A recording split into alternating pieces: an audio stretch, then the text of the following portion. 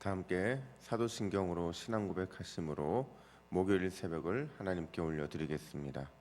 전능하사 천지를 만드신 하나님 아버지를 내가 믿사오며 그 외아들 우리 주 예수 그리스도를 믿사오니 이는 성령으로 잉태하사 동정녀 마리아에게 나시고 본디오 빌라도에게 고난을 받으사 십자가에 못 박혀 죽으시고 장사한 지 사흘 만에 죽은 자 가운데서 다시 살아나시며 하늘에 오르사 전능하신 하나님 우편에 앉아 계시다가 저리로서 산자와 죽은 자를 심판하러 오시리라. 성령을 믿사오며 거룩한 공예와 성도가 서로 교통하는 것과 죄를 사하여 주시는 것과 몸이 다시 사는 것과 영원히 사는 것을 믿사옵나이다. 아멘. 찬송가 88장입니다. 찬송가 88장. 내 진정 사모하는 친구가 되시는 구주 예수님은 아름다워라. 산 밑에 백합하여 빛나는 새벽별 주님 형어 날길 아주 없도다. 내 맘이 아플 적에 큰 위로 되시며 외로울 때 좋은 친구라. 주는 저 산 밑에 백합 빛나는 새벽별 이 땅 위에 비길 것이 없도다. 우리 88장 함께 찬양 올려드리겠습니다. 내 진정 사모하는 친구가 되시는 구주 예수님은 아름다워라. 산 밑에 백합하여 빛나는 새벽별 주님 형어 날길 아주 없도다. 내 맘이 아플 적에 큰 위로 되시며 나 외로울 때 좋은 친구라.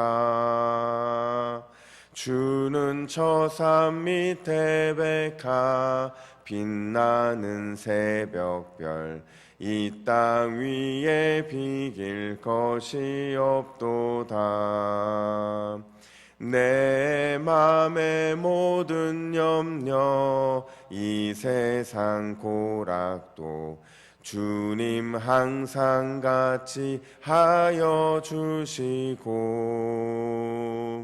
시험을 당할 때에 악마의 계교를 즉시 물리치사 나를 지키네. 온 세상 날 버려도 주 예수 안 버려 끝까지 나를 돌아보시니. 주는 저 산 밑에 백합 빛나는 새벽별 이 땅 위에 비길 것이 없도다. 내 맘을 다하여서 주님을 따르면 길이 나를 사랑하리니. 물불이 두렵잖고 장검도 겁없네. 주는 높은 상성 내 방패시라. 내 영혼 먹이시는 그네 누리고 나 친히 주를 뵙기 원하네.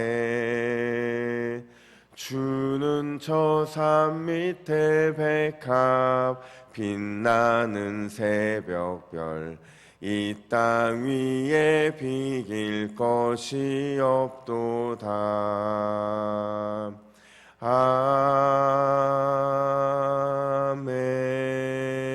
아멘. 할렐루야.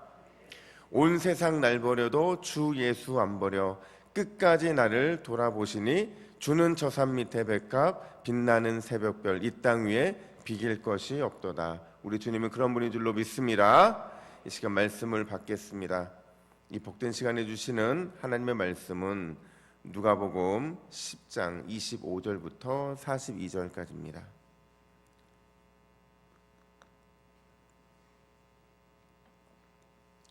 신약성경 110면에 있는 누가복음 10장 25절부터 42절까지 주님이 원하시는 것이라는 제목으로 오늘 말씀을 받겠습니다.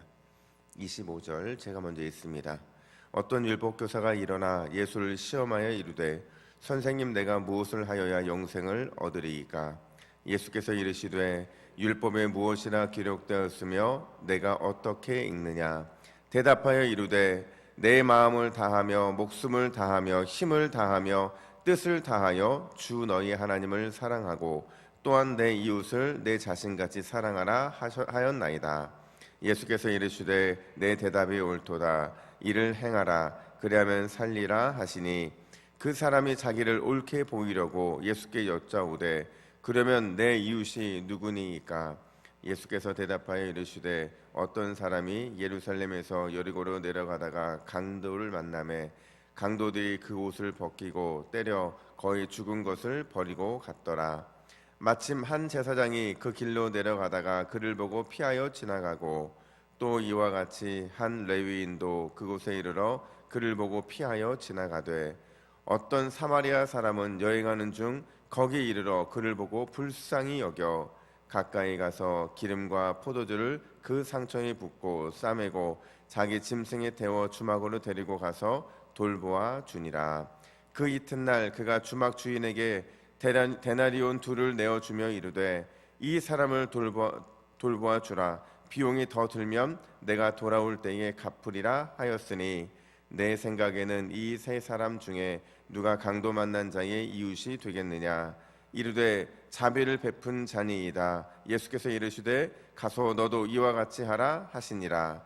그들이 길 갈 때에 예수께서 한 마을에 들어가심에 마르다라 이름하는 한 여자가 자기 집으로 영접하더라.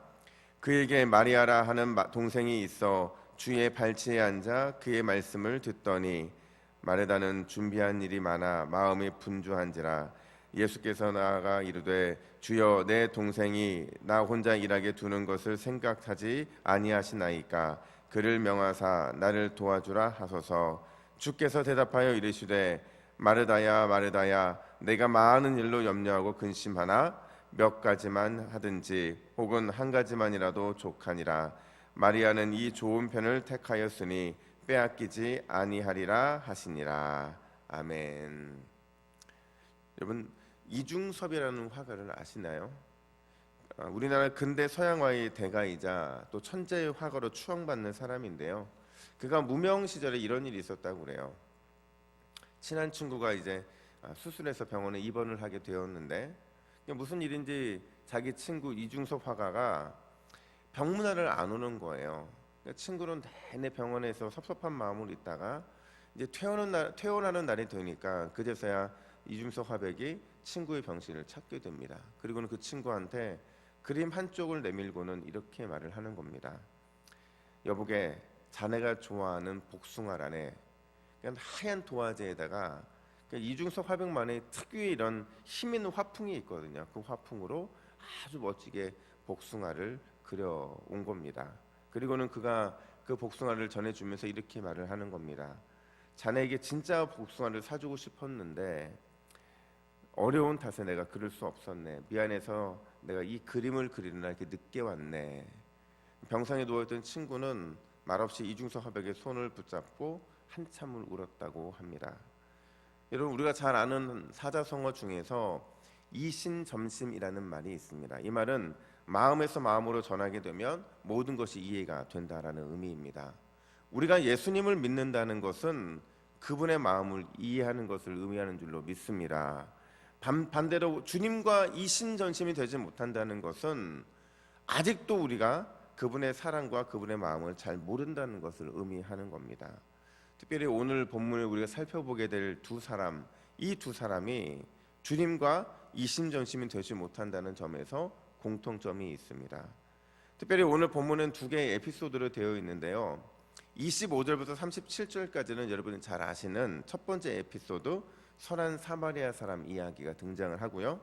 38절부터 42절의 두 번째 에피소드는 마르다와 마리아의 집에서 있었던 이야기, 이 역시도 여러분이 너무 잘 알고 있는 이야기입니다. 이 두 개의 이야기의 초점이 뭐냐? 초점은 주님의 마음이에요. 그러니까 그러니까 하나님의 마음이죠.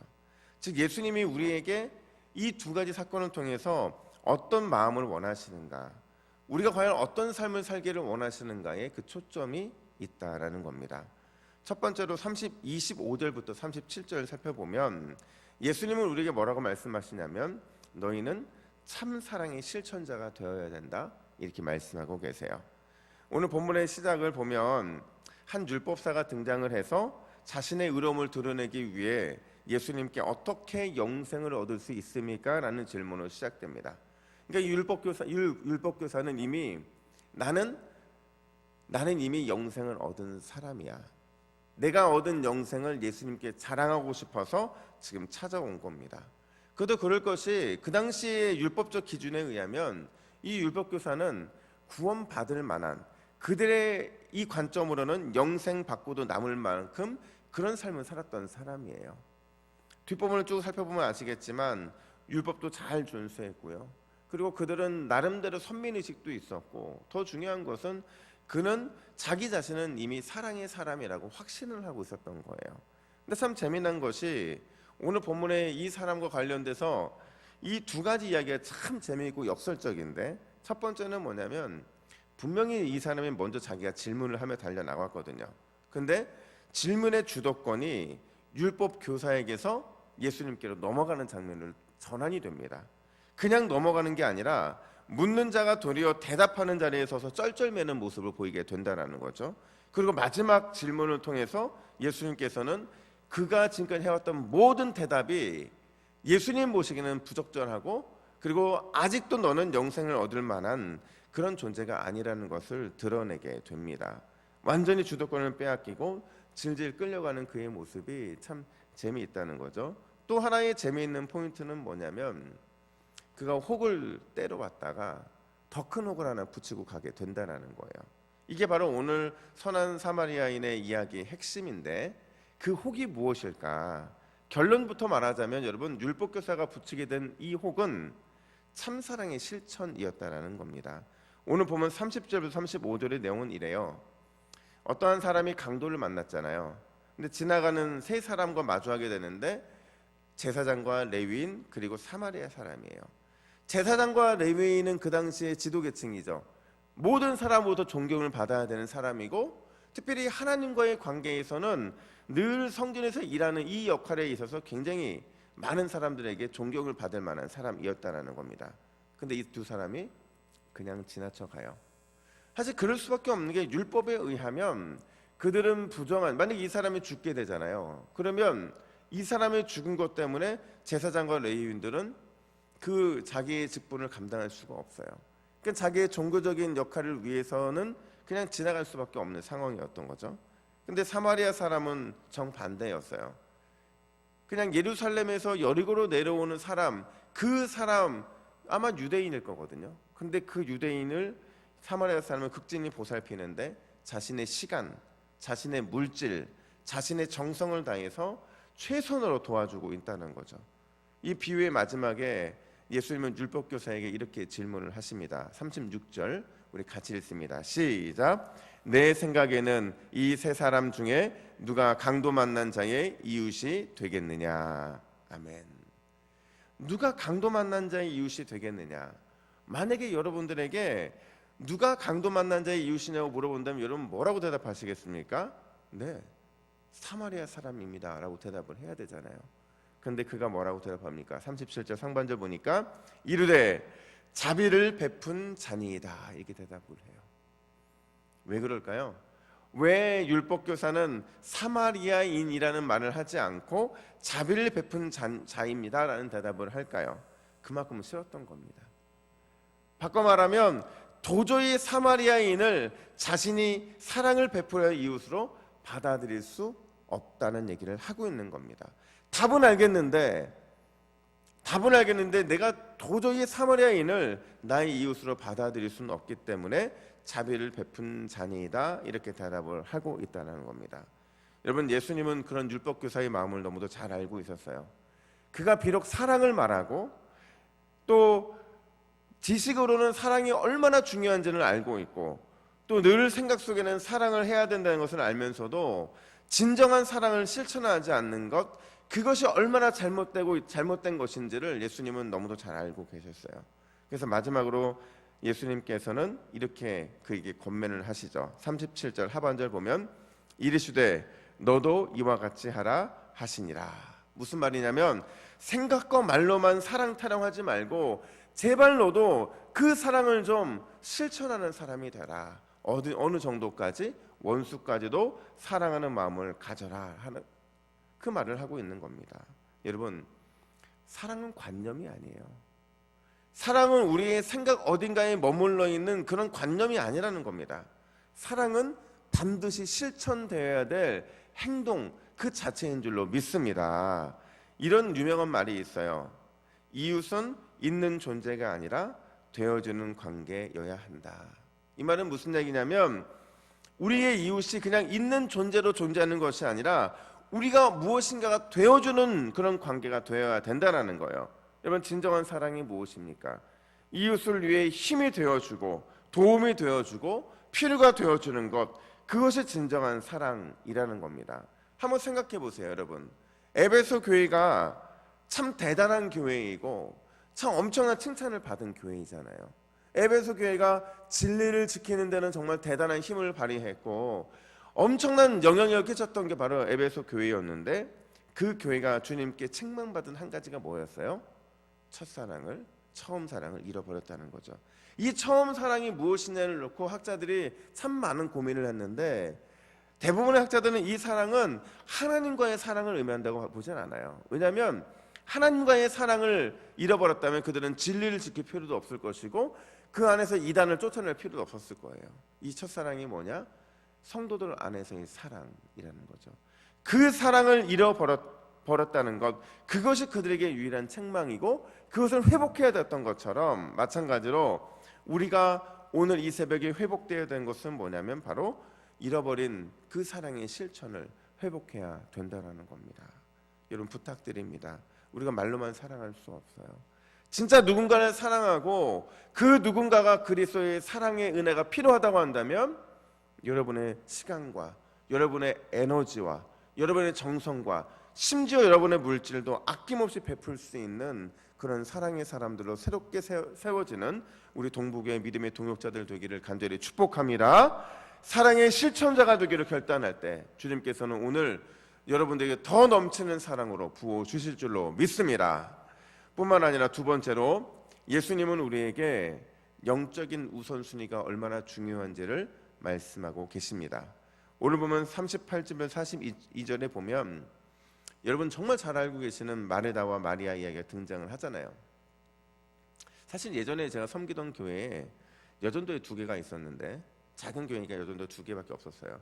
한 여전도회가 마르다고 하나가 마리아였어요.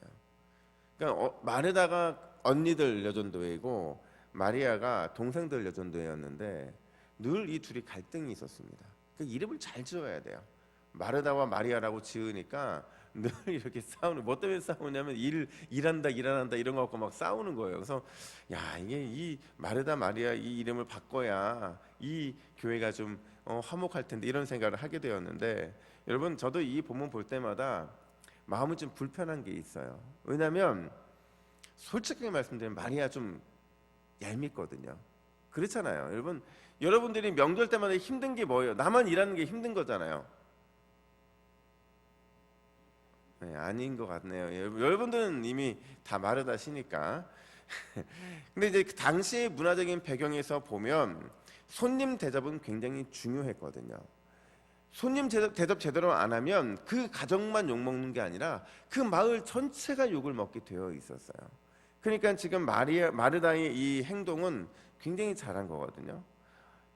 분주하게 움직이면서 예수님의 대접 준비를 하는 마르다의 이 행동과 또 얄밉게 예수님의 발치에 앉아서 말씀을 듣고 있는 마리아의 이 행동의 이 충돌 속에서 저는 진짜 솔직하게 말씀드리면 마리아가 얄미운 게 맞아요. 근데 여러분 오늘 본문은 그게 핵심이 아니거든요. 오늘 본문은 마르다가 잘못했고 반면에 마리아가 잘했다, 마리아가 잘못했고 마르다가 잘했다, 그걸 얘기하는 게 아니라는 겁니다. 오늘 본문의 핵심은 앞선 70인 파송과 연결되어 있다라는 거예요. 무슨 얘기냐면 예수님과 제자들을 패송하실 때 뭐라고 말씀하셨어요? 그 집에 들어가서 평안의 복음을 전하여 영접하는 집에 머물러 있다가 나오라고 말씀하셨잖아요. 지금 예수님이 직접 그 모습을 보여주고 있는 거예요. 내가 마리아와 마르다의 집에 들어가서 하나님 나라의 복음을 전한다는 거예요. 이 전함에 있어서 우선순위가 무엇이 되어야 하느냐를 직접 보여주신 겁니다. 그러니까 예수님이 전하는 하나님의 나라의 복음을 듣는 것, 그것이 지금은 그들에게서 우선순위가 되어야만 한다는 거예요. 그런 의미에서 마르다는 열심히 예수님에 대접할 준비를 했잖아요. 그게 나쁘다는 게 아닙니다. 예수님 대접을 해야 됩니다. 손님 대접을 해야 되는 게 맞아요.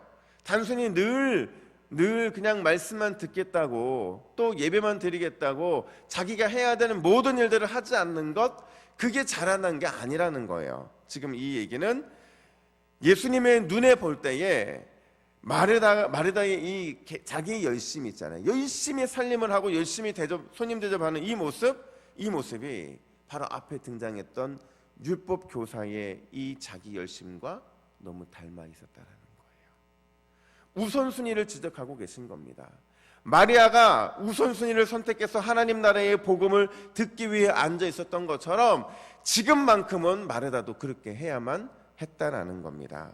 여러분, 종종 우리가 어떤 실수를 저지르냐면 마르다와 같은 실수를 저지를 때가 많이 있어요. 힘을 다해서 하나님을 섬기고 교회에서 봉사를 하지만 정작 하나님 나라의 복음을 듣는 것보다 단순히 섬기고 봉사하는 그것에 내 열심을 낼 때가 있다라는 거예요. 이런 사람들은 지칩니다. 이런 사람들은 무너지게 돼 있어요. 이런 사람들은 반드시 불평이 나올 수밖에 없습니다. 여러분, 하나님 나라의 복음으로 내 자신을 채우지 않는 봉사, 하나님의 복음의 능력으로 내 자신을 무장하지 않는 헌신은 언젠가는 내 힘과 내 능력이 다 고갈되었을 때 원망과 불평을 통해 내가 했던 모든 봉사와 헌신을 날려먹는 그런 경우로 나타날 때가 많이 있다는 겁니다. 이 새벽에 우리가 기억해야 되는 것은 영적인 일에는 반드시 우선순위가 있다라는 거예요. 이 시간 여러분, 기도해야 되는 이유는 기도를 통해 여러분들을 충분히 하나님의 그 은혜 안에서 성령 충만함으로 채워야 되는 겁니다. 내가 채워지면, 내가 그 주님의 놀라운 사랑과 복음의 능력으로 채워지면 오늘 하루가 여러분에게는 기쁨과 은혜의 충만한 하루가 될 것이고, 내가 채우지 못하면 그 마음, 그 기갈한 마음 때문에 오늘 하루도 여전히 불평과 원망의 사람이 될 수 있다는 겁니다. 여러분, 기억하십시오. 오늘 이 새벽에 가장 먼저 하나님 아버지의 마음을 헤아리십시오. 하나님 아버지가 기뻐하는 일이 무엇인지를 헤아려야 된다는 겁니다. 사랑의 실천자가 되고 영적인 일의 우선순위를 기억할 때 그 하나님의 마음을 헤아리는 이 일을 통해서 오늘도 여러분을 통해 하나님은 놀라운 일을 이루실 줄로 믿습니다. 그 은혜의 마음을 가지고 함께 기도하는 저 여러분들 되기를 간절히 예수님의 이름으로 축복합니다. 함께 기도하겠습니다. 하나님 아버지, 오늘 이 새벽 주님께서는 우리에게 영적인 일의 우선순위를 말씀해 주셨습니다. 그 마음을 잘 헤아려서 우리가 주님께서 원하시고 기뻐하시는 사랑의 실천자, 영적인 우선순위를 늘 기억하는 믿음의 성도들이 되게 하여 주시옵소서. 주님, 오늘도 이 새벽에 채워주시기를 원합니다. 가득가득 채워주셔서 주님이 물붓듯 불붓듯 부어주시는 놀라운 은혜와 사랑으로 내 자신을 마음껏 채우는 귀한 이 새벽이 되게 하여 주시옵소서. 감사드리며 예수님의 이름으로 기도하옵나이다. 아멘.